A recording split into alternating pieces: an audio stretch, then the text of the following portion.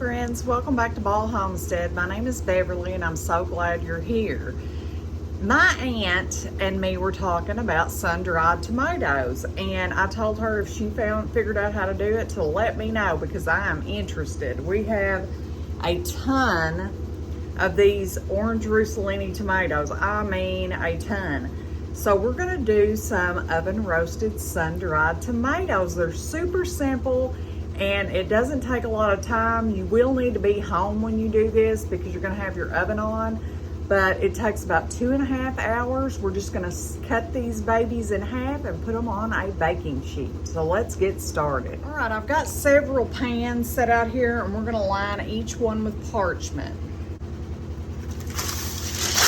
This is just to save yourself time later and for easier cleanup where they don't stick to the pans.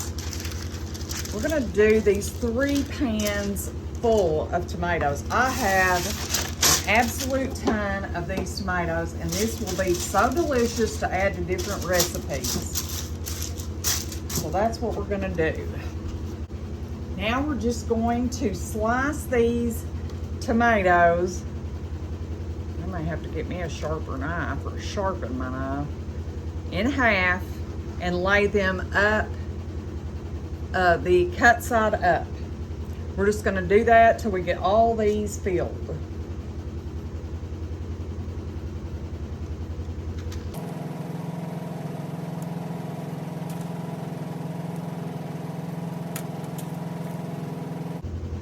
This time of year, we are overwhelmed with tomatoes. I even told my husband the other day, I said, I don't want to see any more tomatoes, which I do. I was just being silly, but I put up 16 gallons of tomatoes this past week.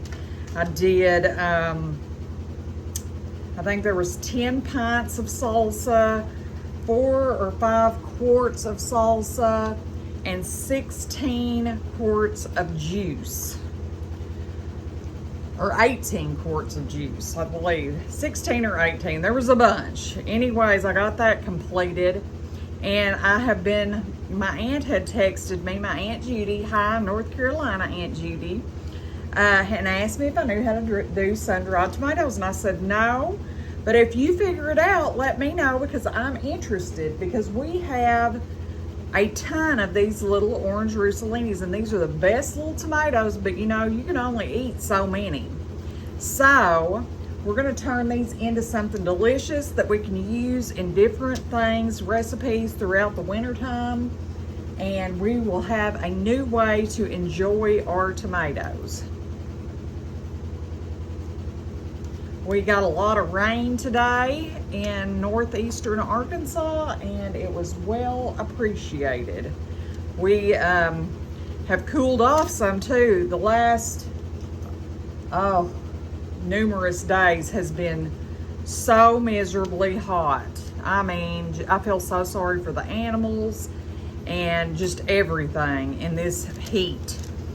I feel sorry for anybody that has to work out in this heat all day, every day. I am an air conditioner baby. I'm not even gonna lie about it. I do what I have to do outside and I get in the house. I don't like being in the hot, hot heat.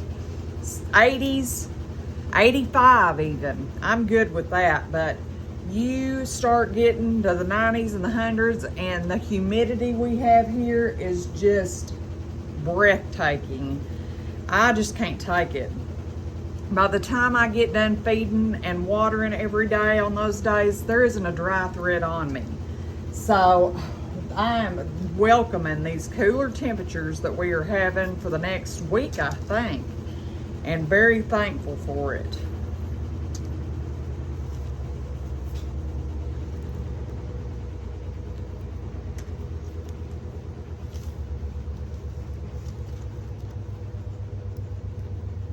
We're just gonna get the rest of these cut up and we'll be back when we're done.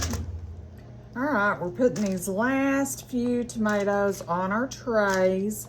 And the next step we're gonna do is sprinkle sea salt on them.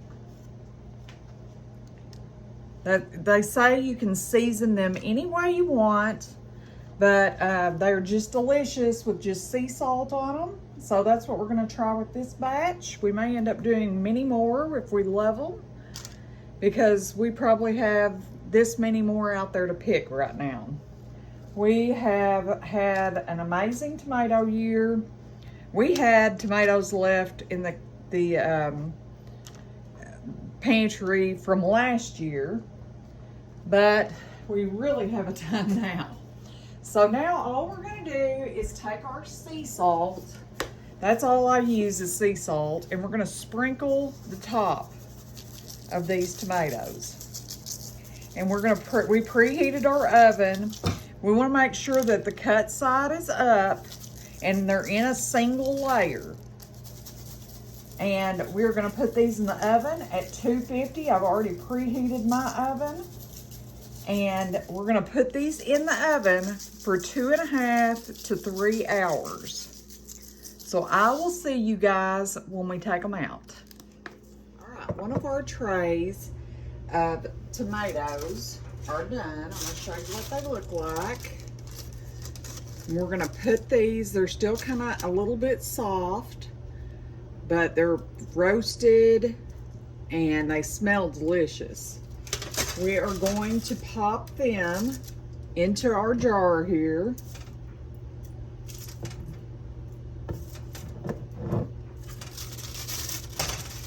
And boy, I'm glad we used the paper. This would have been a big mess if we wouldn't have. I'm going to put all these tomatoes in there.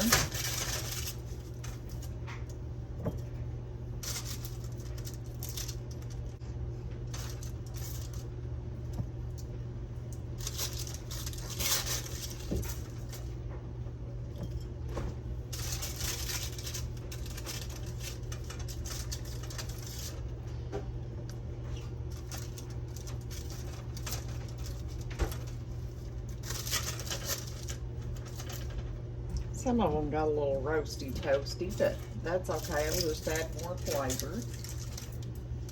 Some of the ones on the edges.